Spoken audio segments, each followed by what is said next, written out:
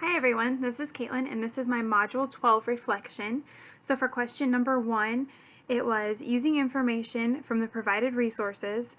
Why is internet safety so important and what is your role as the educator in teaching internet safety to your students? Specifically, describe how you can teach internet safety in your future classroom. So it's very important to teach them internet safety because the internet is something that they're going to be using all the way through their educational career. It's something that I don't see letting up, especially with technology taking the forefront of everything right now. So they just need to know how to go about it and to be safe. And we're, being the educators, we're the ones that need to teach them that. So I think it's a huge part of schools, and I think it's something that we need to spend a lot of time on. Going forth and teaching it, I plan on using NetSmarts now that I know what it is. I really liked the website. I'll talk about that in question number 2. But I will probably use them. I'll use other internet sources as well as videos, just discussing it with them overall. I plan on teaching early elementary, so I don't see second graders or kindergartners needing to know too in depth, but they do need to know the basics so that they are prepared, and that they don't talk to people that they don't know, and basically just showing them how to respect the internet. And like I said, I don't think that they really need to know too much in depth at that early age, but if you're talking to older kids, you really do need to go more in depth, because there's a lot more risk, especially with all their social media, in my opinion. So for number 2, what were your thoughts after exploring the NetSmarts website and completing the Teaching Digital Citizens training program? Do you feel like the training program is relevant and useful for all educators? So I explored the NetSmart website and I thought it had a lot of useful tips. I think it had resources, it had tabs on where to go, like topics to look up, it gave you videos, and a lot of articles to read as well. It was very well put together and presentational.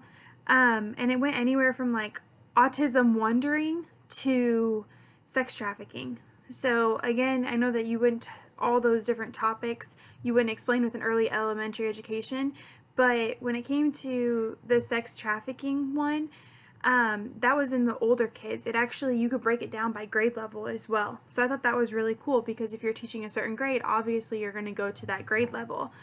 And if I couldn't find the internet training, so with that one I had a hard time. I even went to the training link that was on the website, and it gave me a university to go through for training, but the university was under construction, or that part of the website was. So unfortunately, I couldn't find any training on the NetSmart site, and I felt like that was kind of a bummer, especially if it set up anything like NetSmart. I think that it would be a well-rounded training and it would be relevant.